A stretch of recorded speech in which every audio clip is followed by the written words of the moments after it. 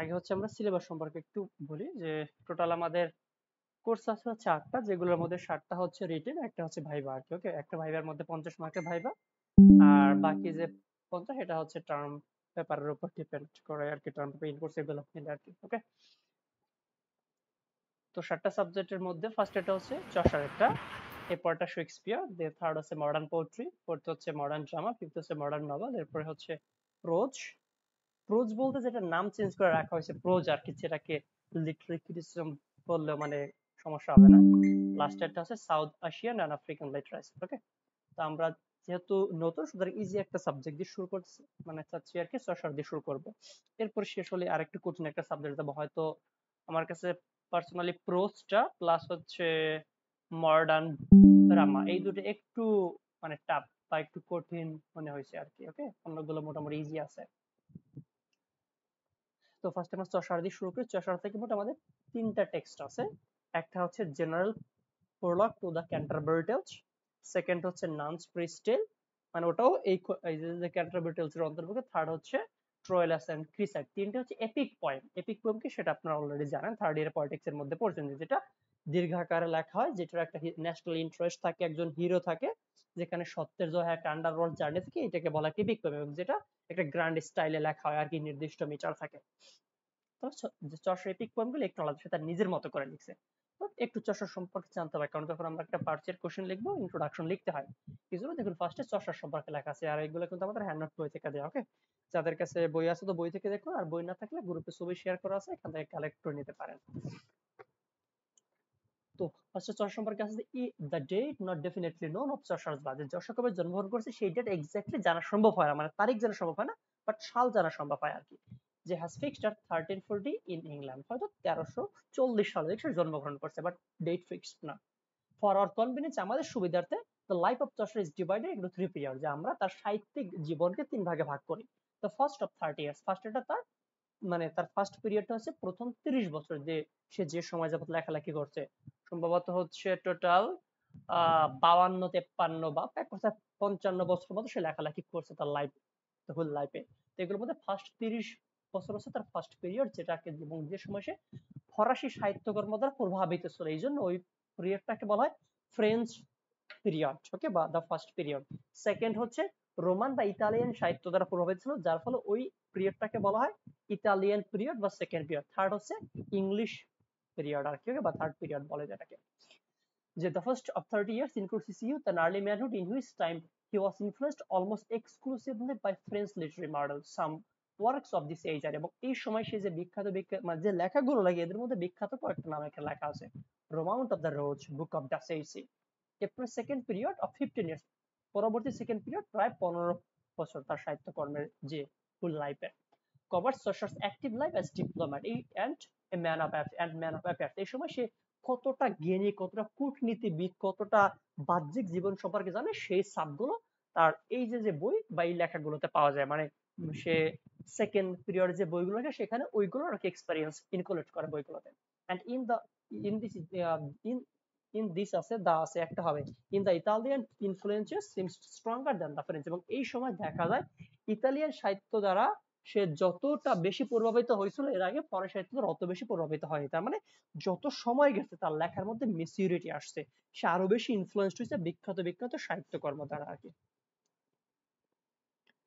এরপর একটা বলছে যে এই যে সে বাই পিরিয়ডে এসে সে বেশ কিছু বিখ্যাত সাহিত্যকর্ম লিখে, যেগুলোর মধ্যে মোস্ট ফেমাস কি in this period this famous works are Troilus and ক্রিসাইড।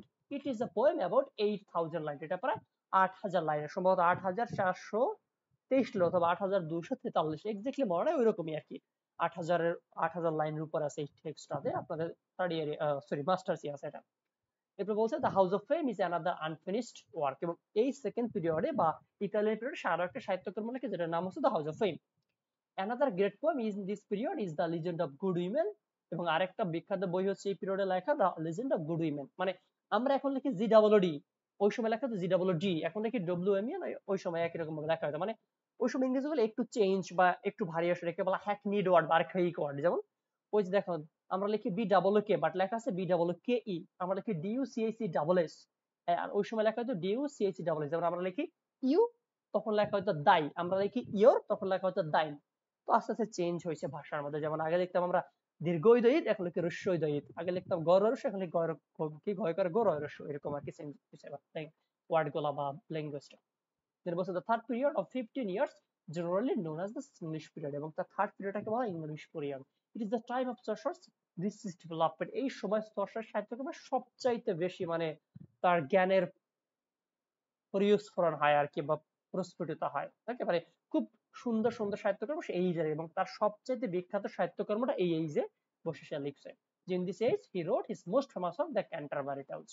ওকে, কিন্তু আমাদের পুরো যে ক্যান্টারবারি টেলস এ যতগুলো স্টোরি আছে সবগুলো কিন্তু আমাদের সিলেবাসে নাই, জাস্ট যে প্রোলগটা এটাই আছে, the general prologue to the Canterbury Tales. এটা হচ্ছে আমাদের ফার্স্ট যে topic.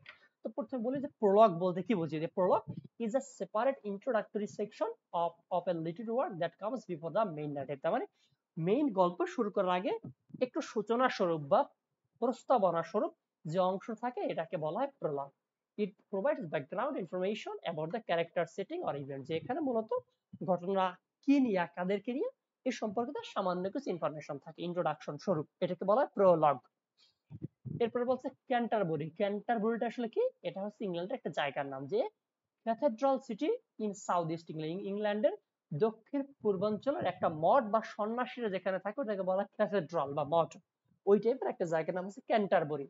Was a pilgrimage site in the middle age. এবং মধ্য যুগে ওইটা একটা পিলগ্রিমেজ সাইট, বা যেখানে মানে ধার্মিক ব্যক্তিরা ভিজিট করার জন্য যাইতো। ক্যান্টারবরিতে হচ্ছে সেন্ট মানে থমাস পিকেট নামে এক সাধুর ওখানে একটা মঠ ছিল।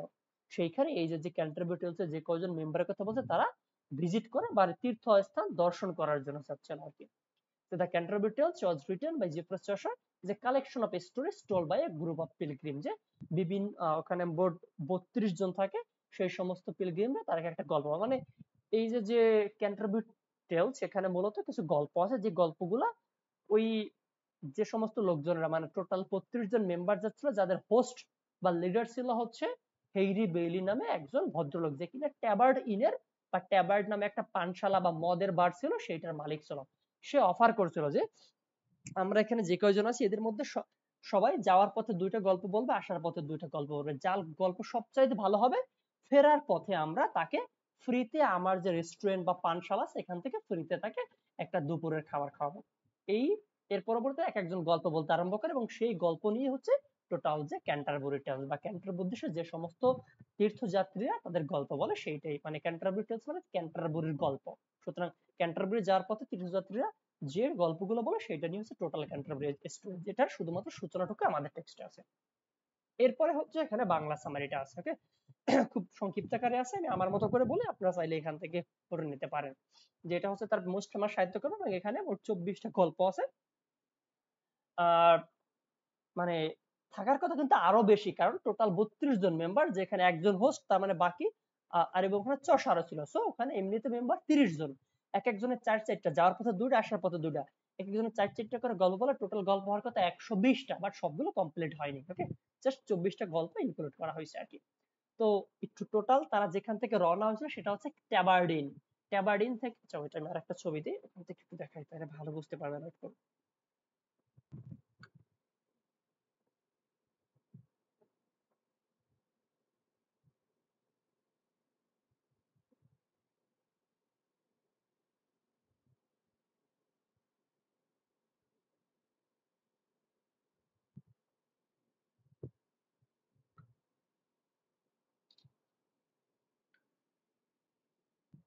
দেখুন আমি লাস্টে একটা ছবি দিয়েছি, এই ছবিটা একটু দেখুন তাহলে আরেকটা বিষয় স্পষ্ট হবে না। দেখুন এখানে কি লেখা আছে, Geoffrey Chaucer the Canterbury tales এ 32টি চরিত্র ক্যান্টারবারিতে মানে ওই জায়গায় যায়। এর মধ্যে 29টি সাধারণ প্রস্তাবনা এর 24 নম্বর লাইনে উল্লেখ করা হয়েছে। মানে সাধারণ প্রস্তাবনা বলতে আমরা যেটাকে বলা হয়েছে জেনারেল প্রোলগ, এখানকার 24 নম্বর লাইনে মোট 29 জন চরিত্রের কথা উল্লেখ করা হয়েছে। বর্ণনাকারী এই দলে যোগদান করে, তার মানে যে বর্ণনা করে সে হচ্ছে এক, বাকি 29 জন, টোটাল 30 জন। এরপরে এই যে ট্যাবার্ডের মালিক ছিল তার নাম হচ্ছে হেরি বেইলি, যে যোগদান করে তখন 31 জন হয়, এবং লাস্টে ক্যানন আর ইয়োম্যান থেকে আরেকজন ব্যক্তি, মানে সেই ক্যানন যে ইয়োম্যান যোগদান করে টোটাল 32 জন হয়। তার মানে ফার্স্টে থাকে 29 জন, এরপরে হচ্ছে যে বর্ণনাকারী বা ন্যারেটর মানে লেখক জিওফ্রে চসার সে যোগদান করে, যার ফলে 30 জন হয়। এরপরে হ্যারি বেলি যে ট্যাবার্ডিনের মালিক, যে কিনা গল্প বলার কথা উল্লেখ করছিল, সাথে আরো একজন মেম্বার যোগদান করে ক্যানান নামের জায়গায় একজন ইউম্যান, ইউম্যান মানে অল্প কিছু জায়গার মালিক বোঝায় আর কি। সে যোগদান করে টোটাল 32 জন মেম্বার এখানে পাই, যেগুলোর মধ্যে 2 জন হচ্ছে মহিলা মেম্বার, বাকি 30 জন হচ্ছে মেল ফিগার আর কি। ওকে, এবার আমরা স্টোরিতে যাই।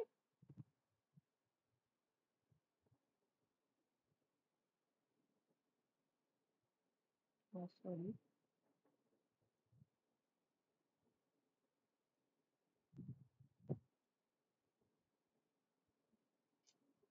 কোনটা ক্রিশ্চিয়ান না তো,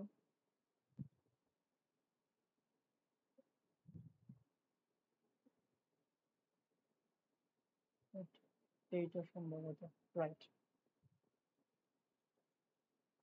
দেখুন এখানে লেখা আছে যে চসার এটা 1387 সালে এই কাহিনী সে লেখা আরম্ভ করে এবং 1388 সালের দিকে এটা কমপ্লিট করে, অলমোস্ট 1 বছর যাবত উনি লিখে। এবং এখানে যে সমস্ত লোকজন যাচ্ছিল তারা হচ্ছে সেই ক্যান্টারবারিতে স্যার থমাস বেকেট, উনি হচ্ছে সন্ন্যাসী ছিল, তার একটা মঠ ছিল। যেমন এখন দেখবেন অনেক হিন্দুরা তারা হচ্ছে তীর্থস্থান ভ্রমণ করতে যায়, অনেক মুসলিমরা তার অনেক সময় কিন্তু হচ্ছে ওটাকে কি বলে যে হচ্ছে মাজারে যায়। আমি যখন একবার গত বছর হচ্ছে কখন গত বছর মার্চ মাসে না, হ্যাঁ মার্চ না বোধহয় হচ্ছে জানুয়ারি বা ফেব্রুয়ারি, এক্স্যাক্টলি মনে নেই। ওই সময় যখন আমি বগুড়া আসছিলাম, তো তখন হচ্ছে বগুড়ার যে মহাস্থানগড় আছে ওখানে একটা মাজার আছে, শাহ বলখির মাজার সম্ভবত।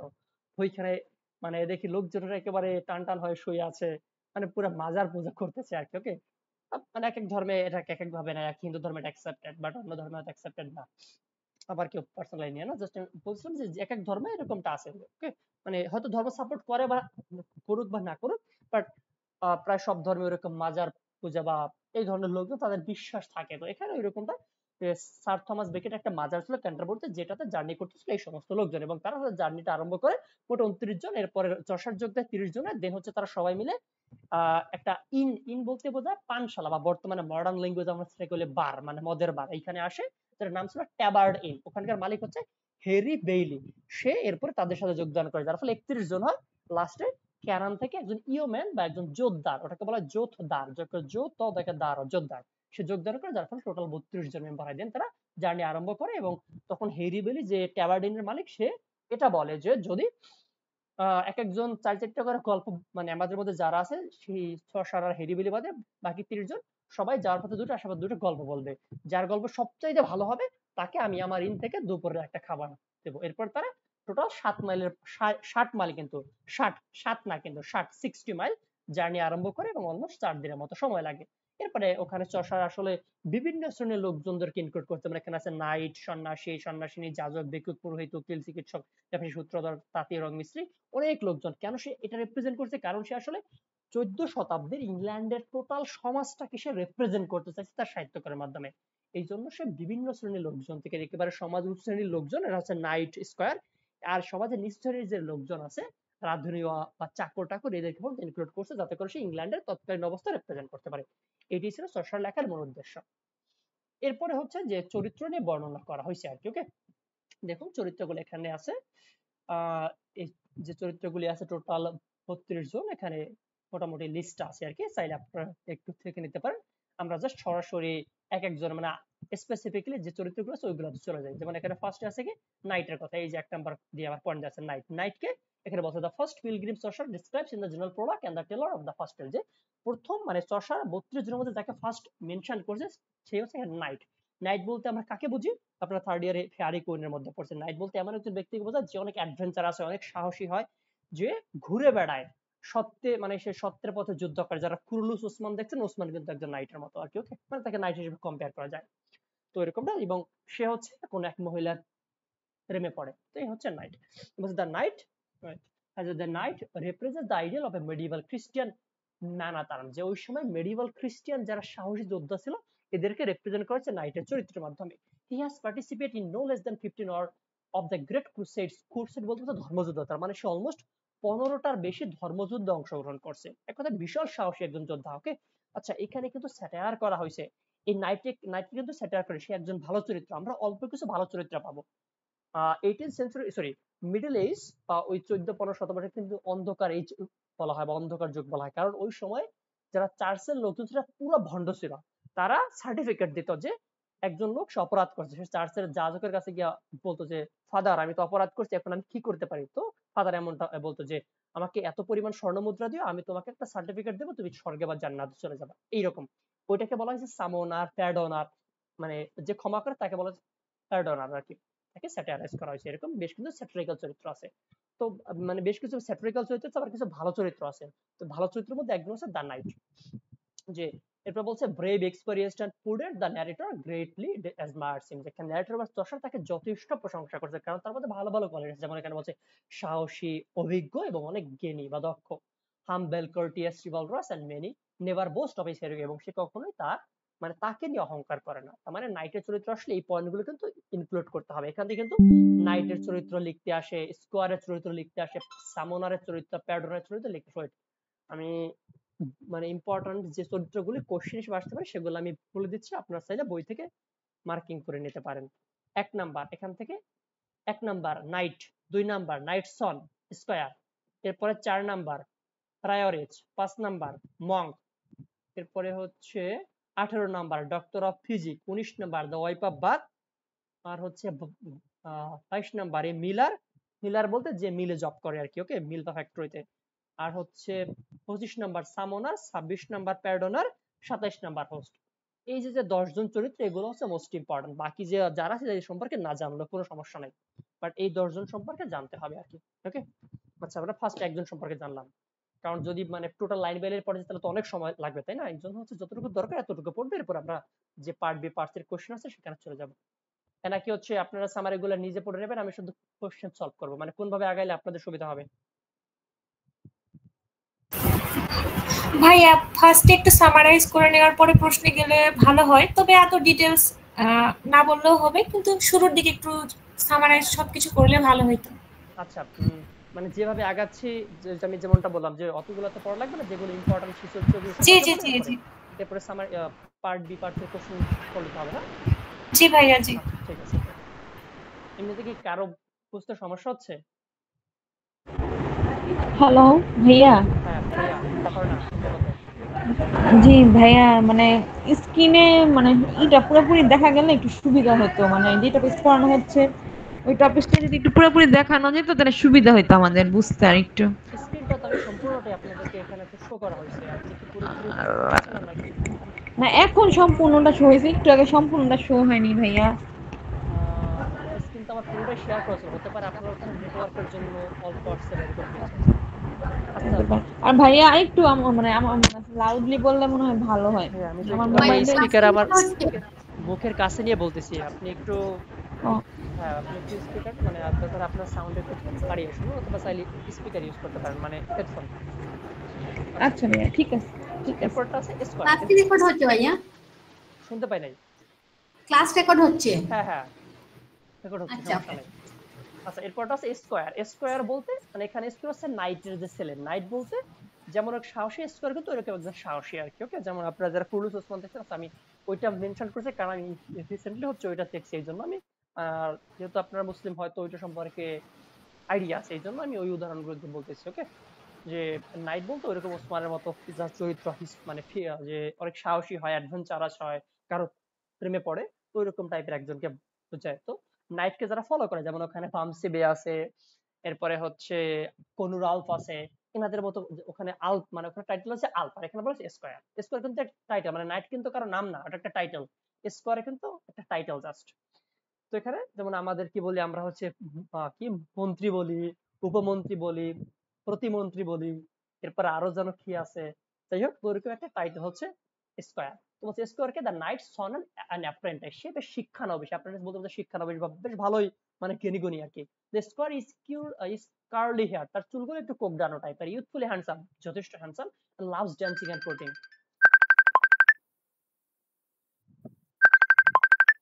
ওকে, and loves dancing and court, এবং সে ড্যান্স করতে পারে প্লাস কোর্ট করতে পারে। কোর্ট করা বলতে কি বোঝায়, যেমন আমাদের সমাজে বা আমাদের দেশে বিয়ে করার আগে মেয়ে দেখতে যাওয়া হয় আর কি, ওকে।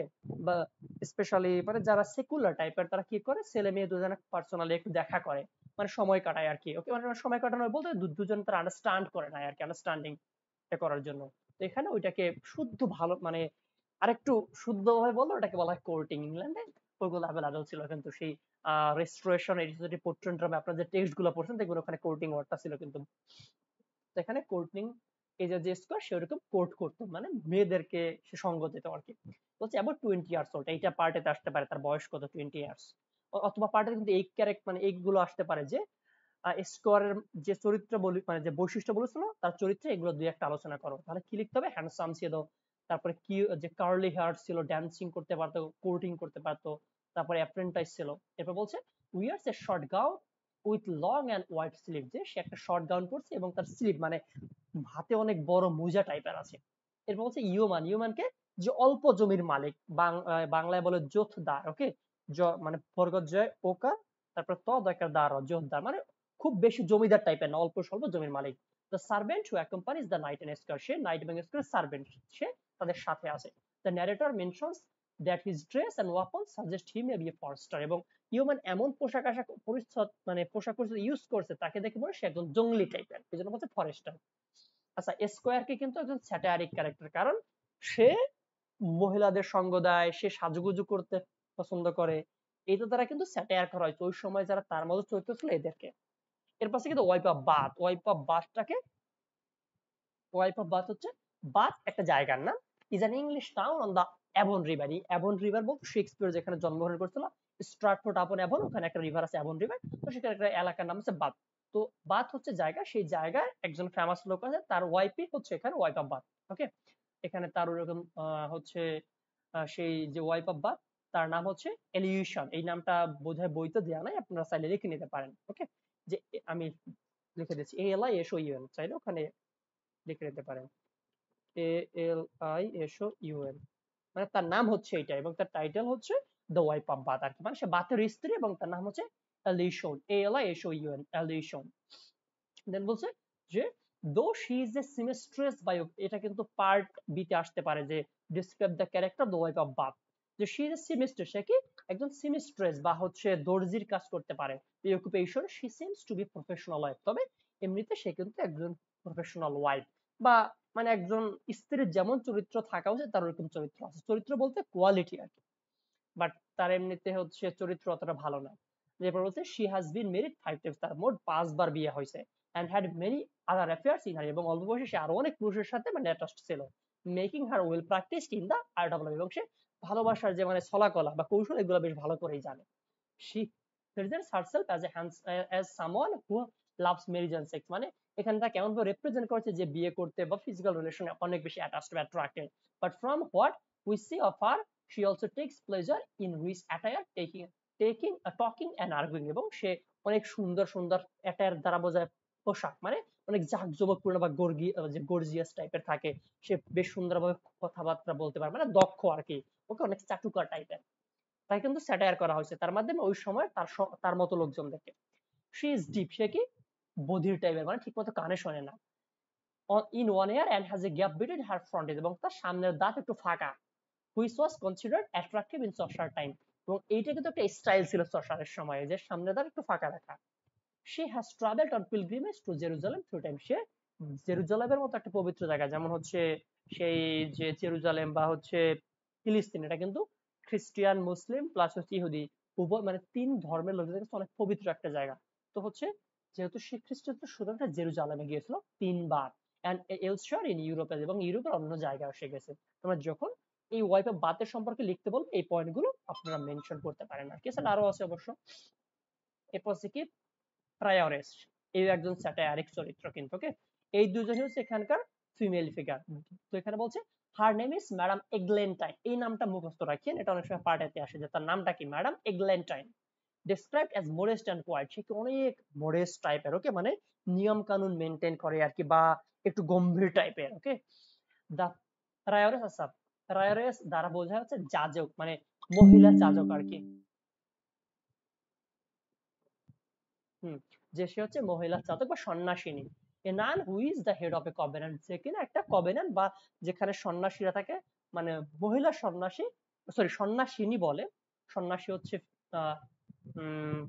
মেল জেন্ডার আর হচ্ছে মানে ম্যাসকুলিন জেন্ডার, আর সন্ন্যাসিনী হচ্ছে ফেমিনিন জেন্ডার। সুতরাং সেই সন্ন্যাসিনীর যে মঠ, সেই মঠের মেইন হচ্ছে এই প্রায়োরেস, তার নাম হচ্ছে madam এগলেন্টাইন।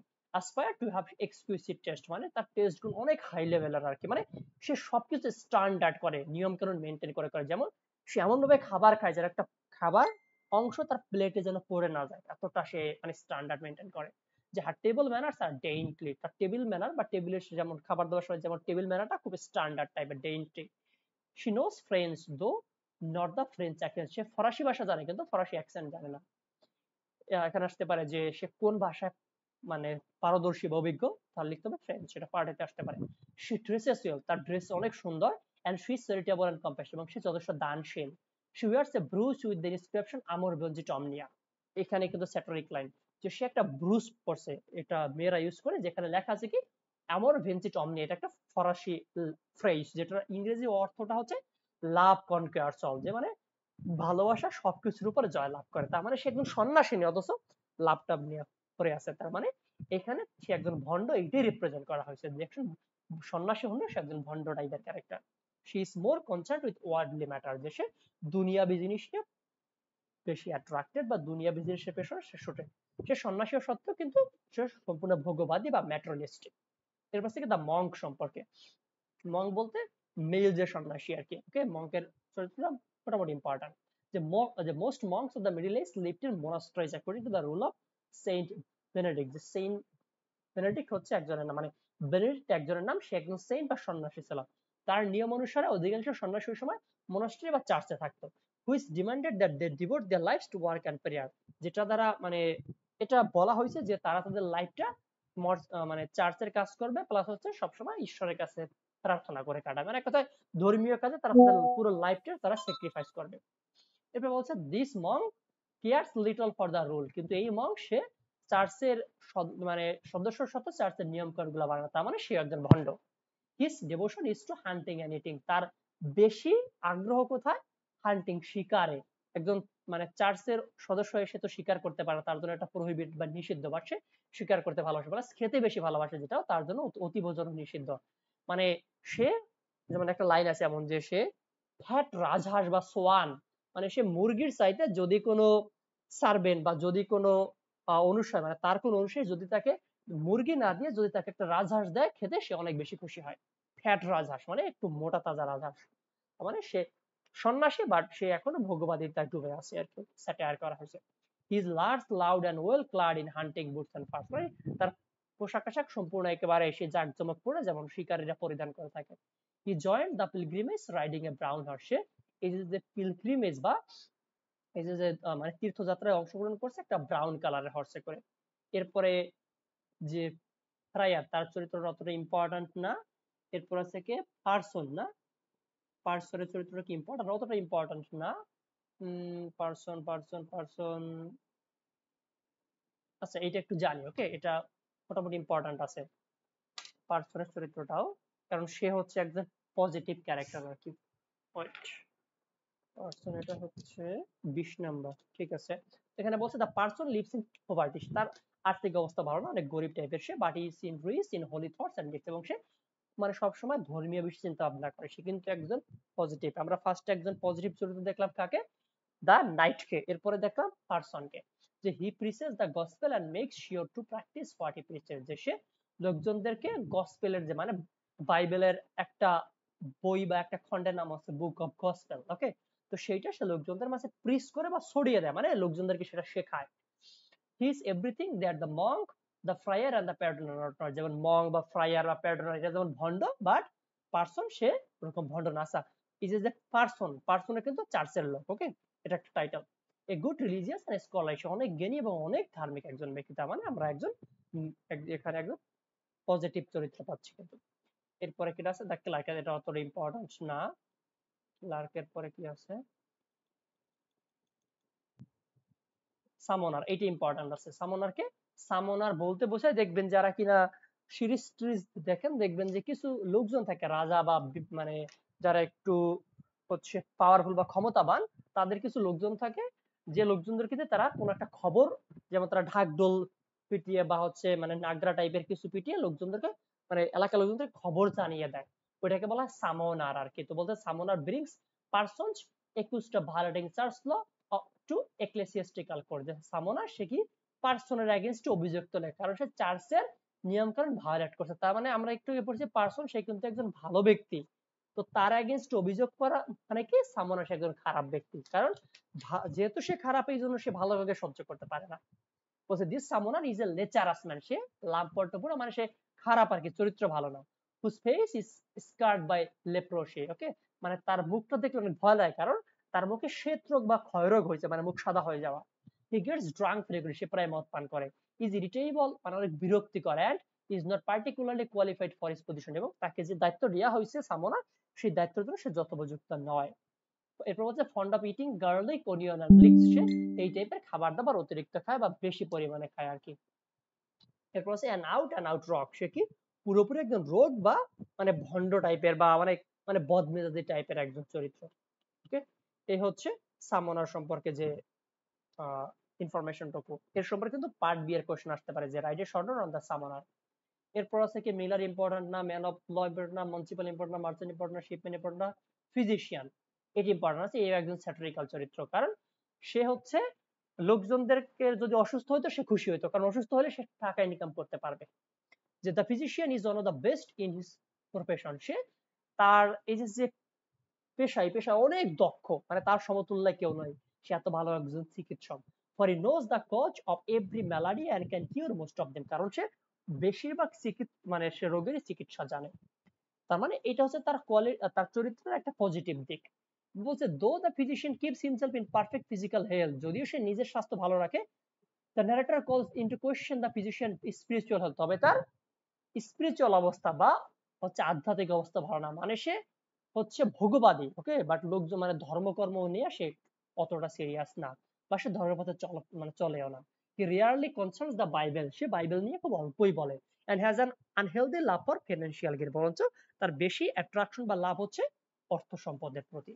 He is very fond of gold, বিশেষত সে বেশি পছন্দ করে কোনটা, গোল্ড বা স্বর্ণকে, মানে স্বর্ণ মুদ্রাকে।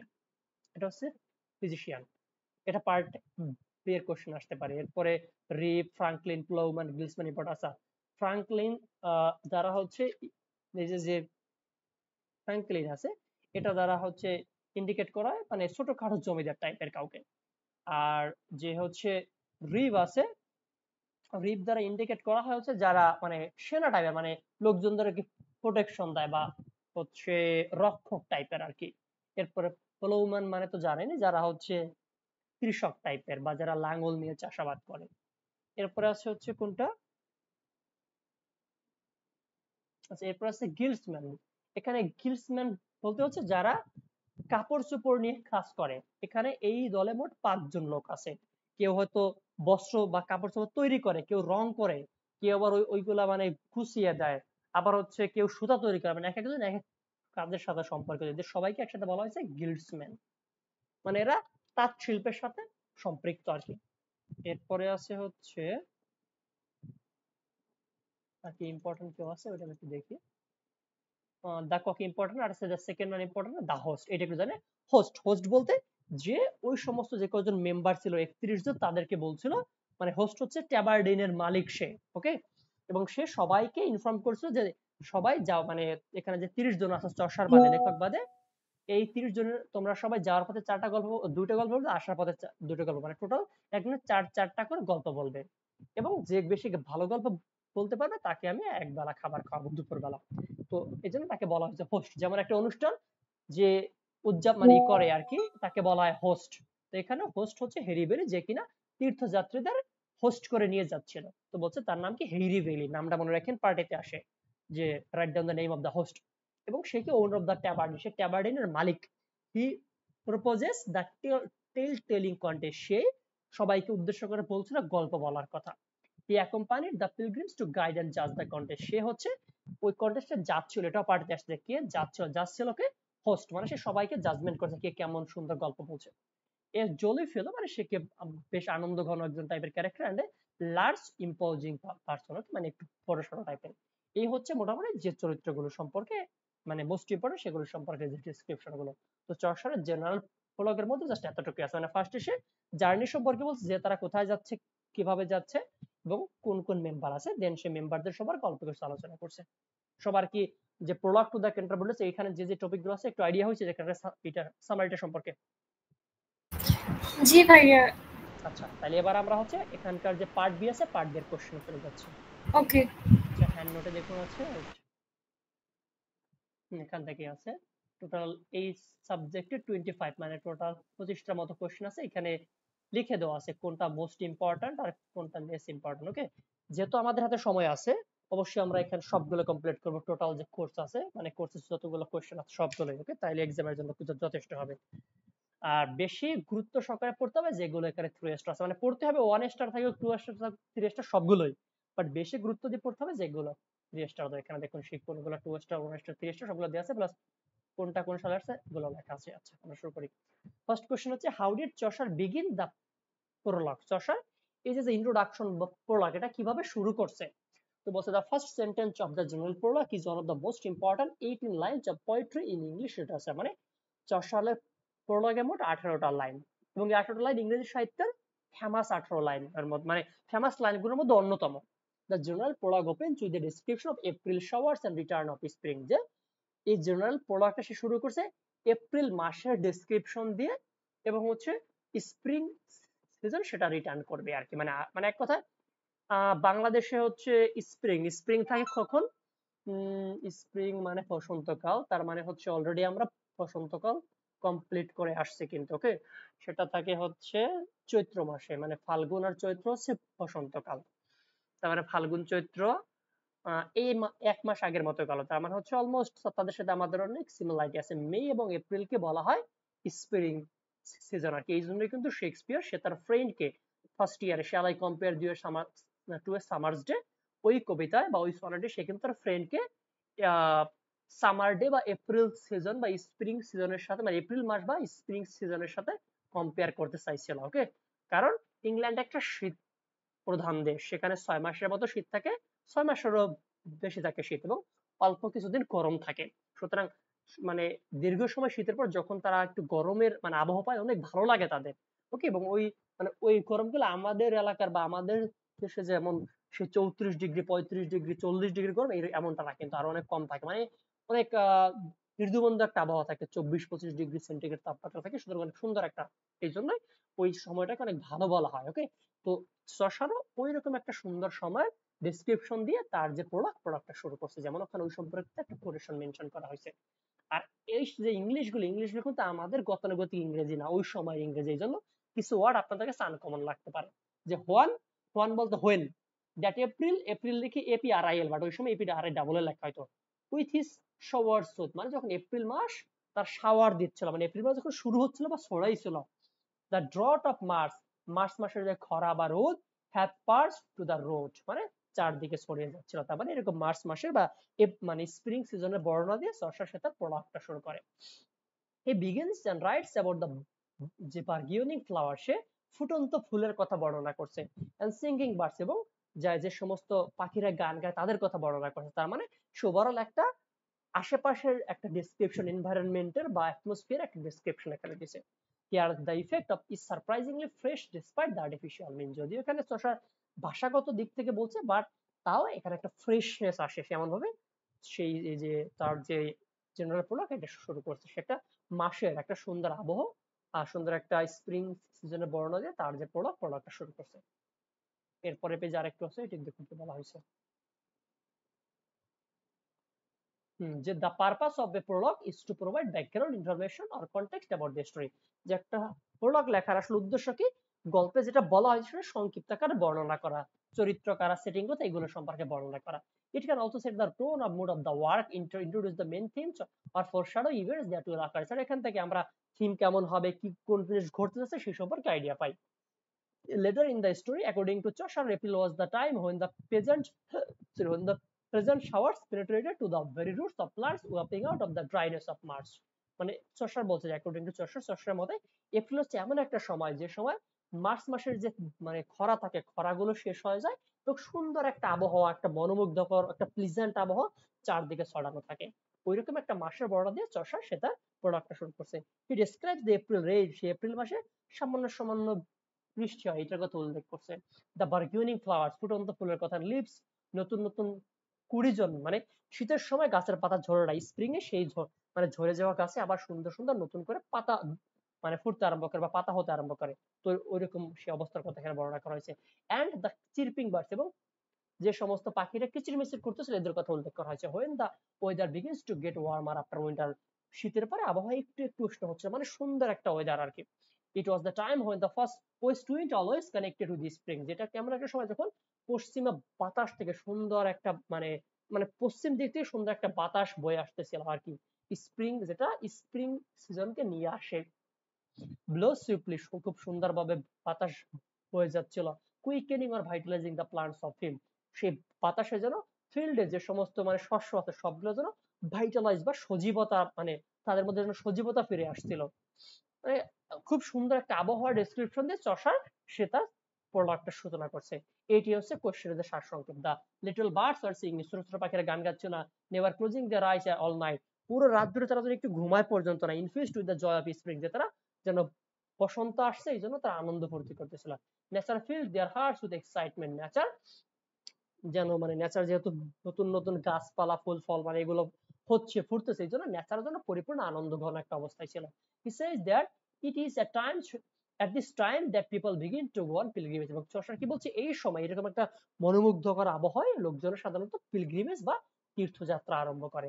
ঠিক এই জন্যই হচ্ছে সেই যে সমস্ত লোকজন তারা তীর্থযাত্রা আরম্ভ করছিল ট্যাবার্ডিন থেকে, তারা সেই যে ক্যান্টারবুরি টা ওখানে মানে ক্যান্টারবুরি নামক জায়গা ওখানে তারা সে জার্নি করতেছিল। Above all, from every shade of England people make their way to Canterbury, যে বিভিন্ন ইংল্যান্ডের বিভিন্ন জায়গা থেকে লোকজন তারা যে ক্যান্টারবুরি যে শ্রীন বা মন্দির আছে সেইখানে তারা জার্নি করতেছিল। এরকম একটা মনোমুগ্ধকর আবহাওয়া, সেই আবহাওয়াটা বর্ণনা করার মাধ্যমে চষা সে তার ক্যান্টারবুরি টেলসের যে প্রভাব এটা শুরু করছে।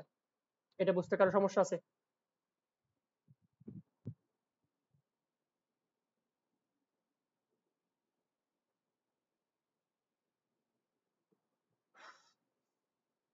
কোন লাইন বা কোন স্ট্যান্ডার্ডের সমস্যা থাকলে আমাকে বলুন, এদেরকে আবারও রিপিট করে বুঝিয়ে দেবেন।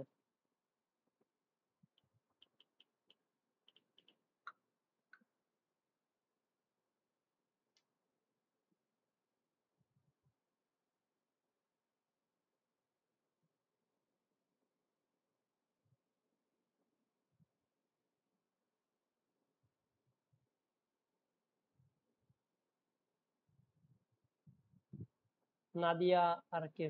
হিম্মা, কোনো সমস্যা আছে কি ভাইয়া? ভাইয়া সমস্যা নেই আমার। ওকে, তারপর বলছে what is the importance of spring season in the opening, মানে এই যে স্প্রিং সিজনটা শুধু বর্ণনা করছে এটার ইম্পর্টেন্স বা তাৎপর্য বা গুরুত্বটা কি, মানে কেন সে স্প্রিং সিজন চুজ করছে, অন্য সিজন কেন চুজ করলো না? কারণ কি স্প্রিং এটা যেমন হচ্ছে আপনার ফোর্থ ইয়ারে ওয়েস্ট কি ওয়েস্টল্যান্ড পড়ছেন, ওখানে কিন্তু হচ্ছে স্প্রিং স্প্রিং সিজনের একটা বা স্প্রিং এপ্রিল মাসের একটা বর্ণনা ছিল। কারণ এপ্রিল মাসে হচ্ছে জয়নেস বা মানে আনন্দ ফুর্তি নিয়ে সেইটার একটা মাস। ওকে, এই জন্য চর্চা সে সুন্দর একটা আবহাওয়া ক্রিয়েট করার জন্য এপ্রিল মাসটাকে ইন্ডিকেট বা আকারে ইউজ করছে। যে the Canterbury Tales is a collection of stories told by pilgrims, যেটা হচ্ছে কিছু গল্পের সমষ্টি যেগুলা যারা ওখানে তীর্থ জার্নি করতেছিল মানে তীর্থে যাত্রা করতেছিল সেই সমস্ত যে সমস্ত মেম্বার ছিল ওরা এগুলা সেই যে গল্পগুলা বলছে, সেটা নিয়ে হচ্ছে Canterbury Tales to each other as they travel to Canterbury on a pilgrimage, যে তারা ক্যান্টারবুরি উদ্দেশ্যে তীর্থযাত্রা করতেছিল। The first stanza of the product the Canterbury Tales consist of 18 lines, first stanza total 18টার মতো লাইন আছে। এবার বলছে the general product opens with the description of April showers and return of spring, যে general প্রোডাক্টের শুরু হচ্ছে April মাসে যে শাওয়ার মানে যে রেইনের বর্ণনা দেওয়ার মাধ্যমে, এবং সেটাকে স্প্রিং সিজন যেন আবার নতুন করে আসছিল সেই কথাটা এখানে বলা হয়েছে। এখানে সেই যে একটু আগের কোশ্চেনে আমরা যে কোটেশনটা ইউজ করছি ওটা আবার ইউজ করা হয়েছে এখানে, যে one that April with his showers soon the drought of March have passed to the road, যে এপ্রিল মাসে মানে হচ্ছে তার যে শাওয়ার মানে হালকা হালকা বৃষ্টি হচ্ছিল এবং হচ্ছে মার্চ মাসের যে রোদ এটা যেন মানে শেষ হয়ে যাচ্ছিল, এবং এপ্রিল মাসটা আসছিল ওইরকম নতুন বৃষ্টি নিয়ে আর কি, যেটা কিনা সুন্দর একটা আবহাওয়া আনার একটা মাধ্যম ছিল। যে সশার begins and writes about the bargaining flowers and singing birds, সশার সে শুরুতে বর্ণনা করছে ফুটন্ত ফুলের কথা, মানে ফুল ফুটতেছিল যেহেতু নতুন একটা সিজন আসছে, মানে সেই যে স্প্রিং সময় ফুল ফোটে একই রকম এখানে সেই ফুটন্ত ফুলের কথা বলছে। পাখিরা গান গাইতেছিল কারণ হচ্ছে স্প্রিং বা ঋতুরাজ আসছে এই জন্য। দেন বলছে সশার stock themes of April showers producing flowers of young shoots and birds, are enriched by personification, classical reference, scientific circumambulation, conventional epithets and metaphors। এখানে বিভিন্ন figures of speech এর মাধ্যমে এপ্রিল মাসটার যে গুণাগুণ বা সৌন্দর্য সেটা বর্ণনা করছে। The effect is surprisingly fresh despite the artificial means। তো সে এমন ভাবে রিপ্রেজেন্ট করছে যদিও এটা ভাষাগত দিক থেকে মনে হতে পারে কৃত্রিম, বাট সেটা আমাদের কাছে একটা ফ্রেশনেস বা সজীবতার ভাব নিয়ে আসে, মানে তার বর্ণনা ভঙ্গিটা এরকমটা বা এরকম মানে। দেন বলছে according to Chaucer, April was the time when the pleasant shower penetrated the very roots of plants, wiping out the darkness of March। Chaucer কি বলছে যে এপ্রিল হচ্ছে এমন একটা মাস যখন মানে এর আগে যে মার্চ মাসে একটু রোদ থাকে, রোদ শেষ হয়ে যায়, এরপরে এপ্রিল মাসটা আছে যখন হালকা হালকা বৃষ্টি হয়, তো এতে কি হয় গাছের একেবারে শেকড় পর্যন্ত বৃষ্টির পানি পৌঁছে যায়, তার মানে তারা নতুন করে সজীব হতে আরম্ভ করে বা নতুন করে মানে সেখানে ফুল ফল হতে আরম্ভ করে আর কি, মানে রিজেনারেশনের একটা মাস এক কথায়। the rain that saturated the subducts of the plants, মানে যে বৃষ্টির পানিতে যে গাছগুলো একটু ধুয়ে মুছে যায় বা ভিজে যায়, was such moisture, যেন সেখানে ময়েশ্চার বা মানে এক রকমের ওইরকম স্যাঁতসেঁতে ভাব চলে আসে আর কি। মানে দেখবেন যখন স্পেশালি গরমের সময় একটু বৃষ্টি হয়, স্পেশালি হচ্ছে জ্যৈষ্ঠ মাসের শেষ দিকে যে বৃষ্টিগুলো হয়, ওই সময় যদি বৃষ্টি পরে আপনি বের হন দেখবেন আবহাওয়া খুব ঠান্ডা থাকে, অনেক সুন্দর একটা আবহাওয়া, ওকে, মানে অন্যরকম একটা ফিলিং থাকে, ওটাকে বলে মানে ময়েশ্চারাস। এখানে চষার যে ঋতুর কথা বর্ণনা করছে ওইটা অনেক ময়েশ্চারাস ছিল, যে সময় হালকা হালকা বৃষ্টিপাত হয় যার ফলে গাছপালা অনেক সুন্দর মানে খুব সজীব হয়ে যায় আর কি, মনে হয় একটা জীবন্ত ভাব ফিরে আসে তাদের মধ্যে। which imparted the plants with the power of producing flower, যার ফলে মানে সেই সমস্ত গাছে ফুল ফল হয়। it was the time when the west wind always connected with spring, এটা হচ্ছে এমন একটা সময় যখন পশ্চিম দিক থেকে বাতাস বইতে আরম্ভ করে, যেটা কিনা স্প্রিং সিজনকে নিয়ে আসে।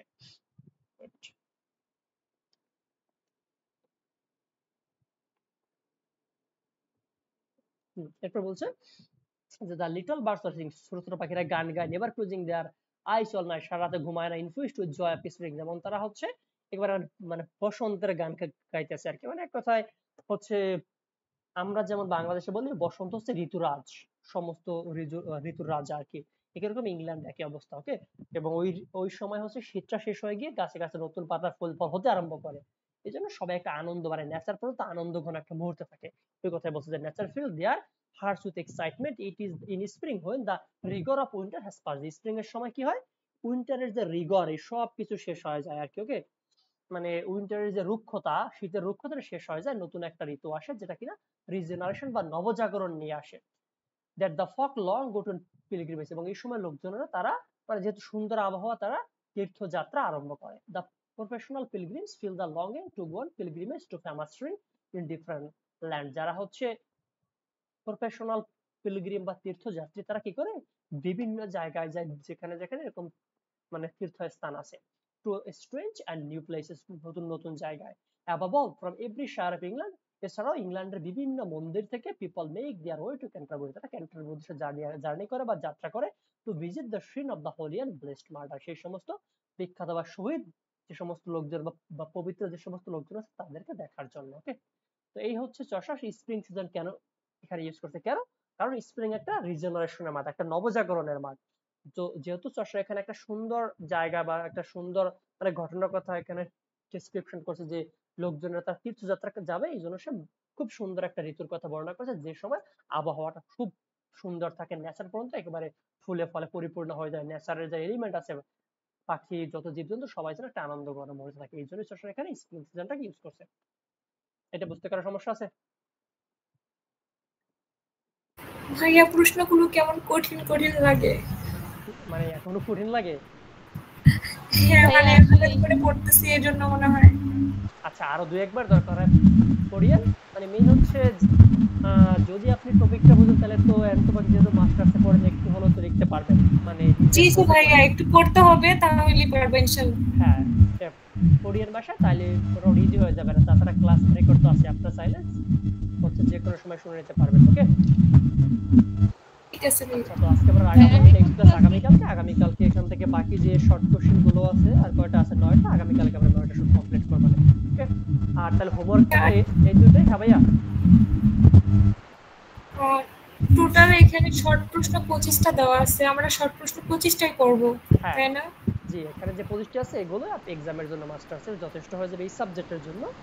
তো বেশি গুরুত্ব সহকারে পড়তে হবে যেগুলো 3 স্টার, বাকি যেগুলো তো ওইগুলো এমন ভাবে পড়তে যেন আজকে লিখতে পারে। ঠিক আছে ভাই, আরেকটা ইনফরমেশন জানার ছিল, হ্যাঁ নতুন সেট সাজেশন কি বের হইছে? না আমি আজকে লাইব্রেরিতে গেছিলাম, তোমরা বললে এখন নতুনটা আসে নাই। আচ্ছা ওকে, তো হোমওয়ার্ক থাকবে ওই দুইটা কোশ্চেন, যদি পারেন লিখে জমা দিয়ে, মানে চেষ্টা করবেন নিজের মতো করে লিখে জমা দিতে, ঠিক আছে? তাহলে আমি দরকার চেক করেছি, মানে যদি পারেন দুপুরের আগে দিয়ে, কারণ সন্ধ্যার দিকে আমার আবার ক্লাস থাকে, তো তখন একটা সুযোগ পাওয়া যাবে না। তো দুপুরের আগে পারলে যদি যদি চান দুইটা লিখে দিতে পারেন বা দুটো একটা লিখে দিতে পারেন, লিখে জমা দেবেন। ভাই একটা প্রশ্নে কি আমি শর্ট প্রশ্নে একের অধিক কোটেশন অ্যাড করতে পারবো, মানে দুইটা দিতে চাই ভাই? শুনেন, আপনাদের এখানে টোটাল মানে আছে হচ্ছে প্রতি ক্লাসে 3টা, আপনাদের কোশ্চেন লিখতে হবে মানে 5টা, সুতরাং আপনি একটা থেকে সর্বোচ্চ 2টা হয়তো আপনি লিখবেন। আমি আমার কথা বললাম, আমি এখন 3টা থেকে 3টা দেবো, এরপরে বাকি 2টা মানে হচ্ছে যে কোনো একটা থেকে রিপিট করবো আর এরকম ভাবে। যদি 5টা টপিক থেকে সবচেয়ে সুবিধা হয়, 5টা থেকে 5টা কোশ্চেন লেখা যায় নিজের মতো করে, কারণ একটা টপিক থেকে আমরা সর্বনিম্ন 4-5টা করে পার্ট দিয়ে কোশ্চেন আমরা সলভ করি। এখান থেকে যদি আমি একটা কোশ্চেন লিখি, 5টা কোশ্চেন মিক্স করে আমি আমার মতো করে লিখতে পারি, সুতরাং সবচেয়ে সুন্দর হয় এটা। ওকে ওকে, হ্যাঁ, সুতরাং চেষ্টা করবেন নিজের মতো করে লিখতে। চাইলে আপনি এই যে প্রশ্ন আছে এটা লিখে দিতে পারেন, সমস্যা নেই তাতে। আচ্ছা, আজকে এতটুকু থাকে, আমি রেকর্ড আপলোড করে দেবেন, চাইলে আপনারা এটা চেক করে বলতে